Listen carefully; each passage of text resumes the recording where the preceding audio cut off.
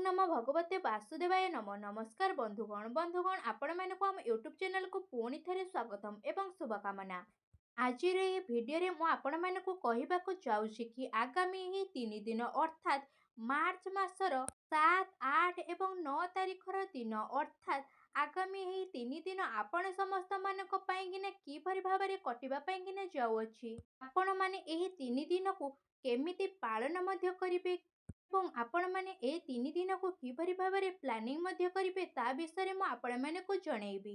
ଆପଣମାନଙ୍କର କିପରି ଭାବରେ ସାବ୍ୟସ୍ତ ମଧ୍ୟ ହେବ, କିଭଳି ଭାବରେ ଆପଣମାନେ ଏ ଦିନକୁ ସାବ୍ୟସ୍ତ ମଧ୍ୟ କରିବେ, ତା ସହିତ ଆପଣମାନଙ୍କୁ କେଉଁ ସବୁ ଜିନିଷରେ ମଧ୍ୟ ଫାଇଦା ମିଳିବ, କେଉଁ ସବୁ ଜିନିଷରେ ଆପଣମାନଙ୍କୁ ସାବଧାନତା ଅବଲମ୍ବନ କରିବା ପାଇଁକିନା ପଡ଼ିବ, ଆପଣମାନଙ୍କର ଲଭ୍ ଲାଇନ୍ କିପରି ଭାବରେ ରହିବ, କ୍ୟାରିୟର କିପରି ଭାବରେ ରହିବ, ଆଉ ତା ସହିତ ଆପଣମାନଙ୍କର ବିଜନେସ୍ ଏବଂ ବ୍ୟାପାର ମଧ୍ୟ କିପରି ଭାବରେ ରହିବ, ତା ସହିତ ଆପଣମାନଙ୍କର ସ୍ୱାସ୍ଥ୍ୟର କିଛି ମହତ୍ତ୍ୱପୂର୍ଣ୍ଣ ଇନଫର୍ମେସନ୍ ମଧ୍ୟ ମୁଁ ଆପଣମାନଙ୍କୁ ଜଣେଇବି।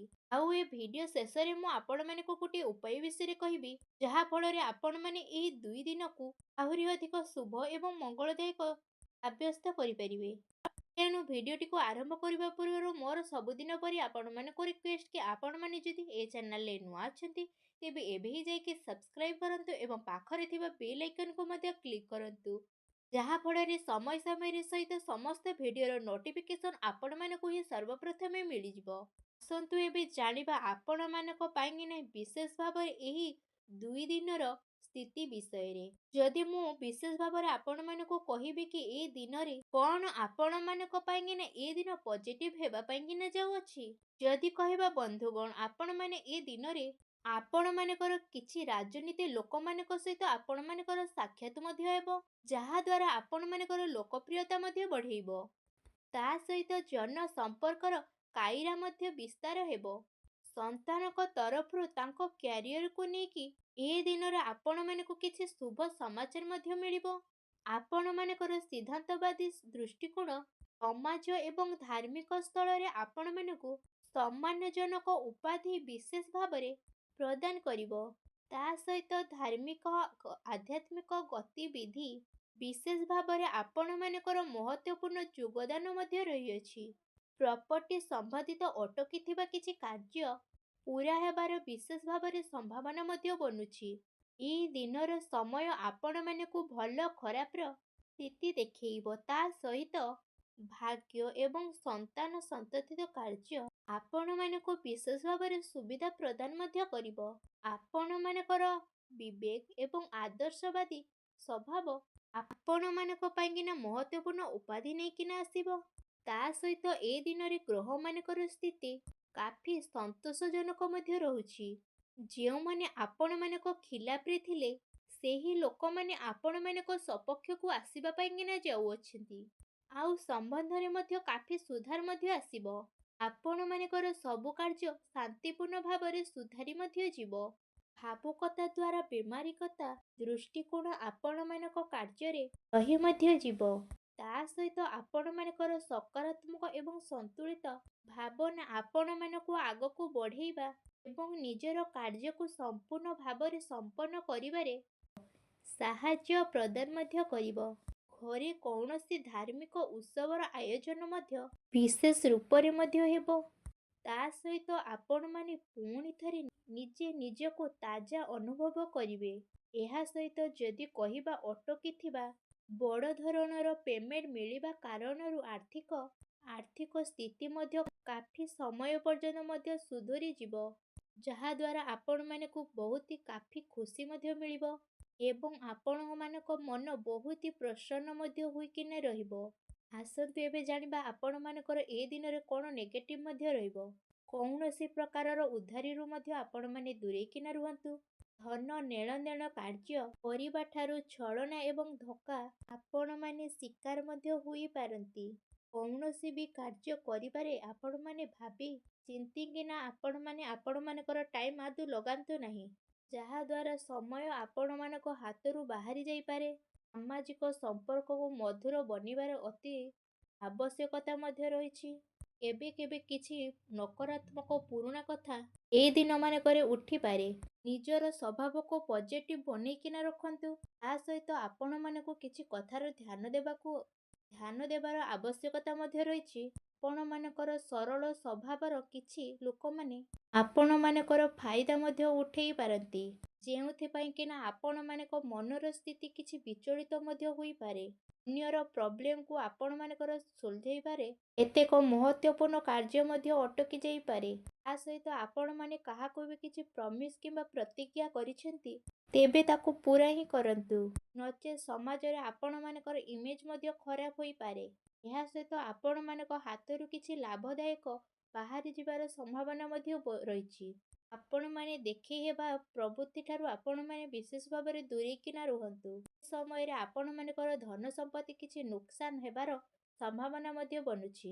ଏହି ଦିନରେ ଆପଣମାନେ କୌଣସି ନିବେଶ କାର୍ଯ୍ୟକୁ ମଧ୍ୟ ଦୂରେଇ ରଖନ୍ତୁ। ତା ସହିତ ପିଲାମାନଙ୍କର ଗତିବିଧିରେ ମଧ୍ୟ ଧ୍ୟାନ ରଖିବାର ଆବଶ୍ୟକତା ମଧ୍ୟ ରହିଛି। ତାଙ୍କର କିଛି ଭୁଲ ଆଦତ କିମ୍ବା ସଙ୍ଗତ ଆପଣମାନଙ୍କୁ ପ୍ରୋବ୍ଲେମରେ ମଧ୍ୟ ପକାଇ ପାରେ। ତେଣୁ ସେମାନଙ୍କୁ ସକାରାତ୍ମକ କାର୍ଯ୍ୟରେ ବ୍ୟସ୍ତ କରିବା ଆପଣମାନଙ୍କ ପାଇଁକିନା ଅତି ଆବଶ୍ୟକତା ମଧ୍ୟ ରହିଛି, ଯାହା ଭବିଷ୍ୟତ ପାଇଁକିନା କାଫି ବିଶେଷ ଭାବରେ ସୁଧାର ମଧ୍ୟ ଆସିବ। ଆସନ୍ତୁ ଏବେ ଜାଣିବା ଆପଣମାନଙ୍କର ଏ ଦିନରେ ଲଭ୍ ଲାଇନ୍ କିପରି ଭାବରେ ରହିବ। ଘରର ମାହୋଲ ଅନୁଶାସିତ ଏବଂ ଖୁସିଭରା ଏହି ଦିନମାନଙ୍କର ଅତି ଖୁସିଭରା ହୋଇକିନା ରହିବ। ପ୍ରେମ ସମ୍ବନ୍ଧରେ ମର୍ଯ୍ୟାଦା ବନେଇବାର ଅତି ଆବଶ୍ୟକତା ମଧ୍ୟ ରହିଛି। ଆପଣମାନେ ଆପଣମାନଙ୍କର ସମସ୍ୟାକୁ ସୁଲଝେଇବାରେ ଆପଣମାନଙ୍କର ଜୀବନସାଥୀ ଏବଂ ପିଲାମାନଙ୍କର ଅତି ସହଯୋଗ ମଧ୍ୟ ରହିବ, ଯେଉଁ କାରଣ ପାଇଁକିନା ଆପଣମାନଙ୍କର ଆତ୍ମବିଶ୍ୱାସ ବହୁତ ଭଲ ରହିବ। ଏହା ସହିତ ଅତି ସମ୍ପର୍କୀୟଙ୍କ ସହିତ ବୁଲାବୁଲିର ପ୍ରୋଗ୍ରାମ ମଧ୍ୟ ହୋଇପାରେ, ଯାହାଦ୍ୱାରା ଘରର ବାତାବରଣ ବହୁତ ଖୁସିଭରା ହୋଇକିନା ରହିବ। ଆସନ୍ତୁ ଏବେ ଜାଣିବା ଆପଣମାନଙ୍କର ଏହି ଦିନମାନଙ୍କର ବ୍ୟବସାୟ କ୍ୟାରିୟର କିପରି ଭାବରେ ରହିବ। କାର୍ଯ୍ୟସ୍ଥଳରେ ନିଆଯାଇଥିବା ଠୋସ୍ ନିର୍ଣ୍ଣୟ ଆପଣମାନଙ୍କ ପାଇଁକିନା ବହୁତ ଭଲ ରହିବ ଏବଂ ସଫଳତା ମଧ୍ୟ ଆପଣମାନଙ୍କୁ ଅବଶ୍ୟ ହିଁ ପ୍ରାପ୍ତ ହେବ। ଏହି ଦିନରେ ମାର୍କେଟିଂ ଏବଂ ପେମେଣ୍ଟ କଲେକ୍ଟ ତଥା କାର୍ଯ୍ୟରେ ଆପଣମାନେ ଆପଣମାନଙ୍କ ଟାଇମକୁ ସ୍ପେଣ୍ଡ ମଧ୍ୟ କରିବେ। ସେୟାର କାର୍ଯ୍ୟକ୍ରମରେ ଆପଣମାନେ ବିଶେଷ ଭାବରେ ଦୂରେଇକିନା ରୁହନ୍ତୁ। ଆପଣମାନଙ୍କ ସହିତ ଛଳନା ଏବଂ ଧୋକାଧଡ଼ିର ମଧ୍ୟ ହୋଇପାରେ। ଚାକିରିରେ କୌଣସି ପ୍ରକାରର ସ୍ଥାନ ପରିବର୍ତ୍ତନ ଏବଂ ପ୍ରେସରର ସ୍ଥିତି ମଧ୍ୟ ଆପଣମାନଙ୍କ ଉପରେ ରହିପାରେ। କାର୍ଯ୍ୟସ୍ଥଳରେ କୌଣସି ପଡ଼ୋଶୀଙ୍କ ସହିତ ଆପଣମାନଙ୍କର ଲଢ଼େଇ ଝଗଡ଼ା ଭଳି ସ୍ଥିତି ମଧ୍ୟ ଏହି ଦିନମାନଙ୍କରେ ବନିବ। କିଛି କାନୁନ ଏବଂ ନିବେଶ ସମ୍ବନ୍ଧିତ ଜଟିଳତାର ବିଶେଷ ଭାବରେ ସାମ୍ନା କରିବା ପାଇଁକିନା ପଡ଼ିବ ଏବଂ କାର୍ଯ୍ୟଶାଳାରେ ବ୍ୟବସାୟିକ ଅନୁଭବୀ ଏବଂ ବଡ଼ ଲୋକମାନଙ୍କର ଆଶ୍ରୟ ନିଅନ୍ତୁ, ଯାହାଦ୍ୱାରା ଆପଣମାନଙ୍କର କାର୍ଯ୍ୟ ବହୁତ ଭଲ ଏବଂ ସିଦ୍ଧ ମଧ୍ୟ ହେବ।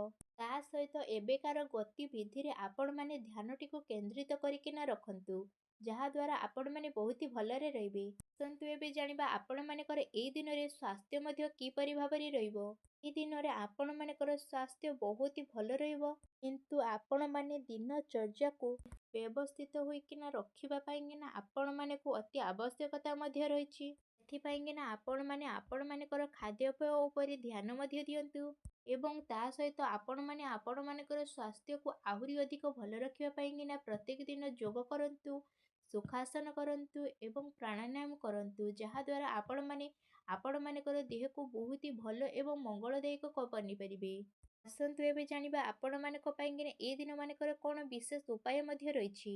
ଆପଣମାନେ ଏ ଦିନମାନଙ୍କରେ ବିଶେଷ ଭାବରେ ସ୍ନାନ ଆଦି କରିସାରିଲା ପରେ 7ଟି କନ୍ୟାକୁ ଘରକୁ ଡାକିକି ପ୍ରସାଦ ସ୍ୱରୂପ ତାଙ୍କୁ କିଛି କ୍ଷୀରି ଖୁଆନ୍ତୁ। ତା ସହିତ ତାଙ୍କୁ ଦକ୍ଷିଣାରେ କିଛି ପଇସା ଏବଂ କିଛି ହଳଦିଆ ରଙ୍ଗର ବସ୍ତ୍ର ଦେଇକିନା ଆପଣମାନେ ତାଙ୍କୁ ବିଦା ମଧ୍ୟ କରନ୍ତୁ। ଏପରି କରିବା ଦ୍ୱାରା ମା ଲକ୍ଷ୍ମୀ ଆପଣଙ୍କ ଉପରେ ପ୍ରସନ୍ନ ମଧ୍ୟ ହୋଇକିନା ରହିବେ ଏବଂ ଆପଣମାନଙ୍କର ଯାହା କିଛି ବି କଷ୍ଟ ଥିଲା ତା ସବୁକୁ ଆପଣମାନଙ୍କର ଦୂର ମଧ୍ୟ କରିନେବେ।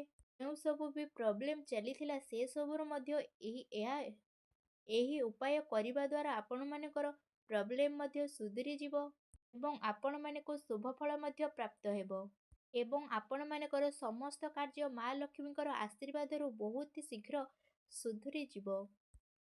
ଆପଣମାନଙ୍କୁ ମା ଲକ୍ଷ୍ମୀଙ୍କର ଆଶୀର୍ବାଦ ପ୍ରାପ୍ତ ହେଉ। ଆଶା କରୁଛି ଆଜିର ଏହି ଭିଡ଼ିଓଟି ଆପଣମାନଙ୍କୁ ବହୁତ ମାତ୍ରାରେ ଭଲ ଲାଗିଥିବ। ଯଦି ଭଲ ଲାଗିଥାଏ ତେବେ କମେଣ୍ଟ ବକ୍ସରେ ଜୟ ମା ଲକ୍ଷ୍ମୀ ବୋଲି ଅବଶ୍ୟ ଲେଖନ୍ତୁ। ପୁଣି ଦେଖାହେବ ଏକ ନୂତନ ଭିଡ଼ିଓ ମାଧ୍ୟମରେ। ସେ ପର୍ଯ୍ୟନ୍ତ ବିଦାୟ ଦିଅନ୍ତୁ। ରହୁଛି। ଧନ୍ୟବାଦ।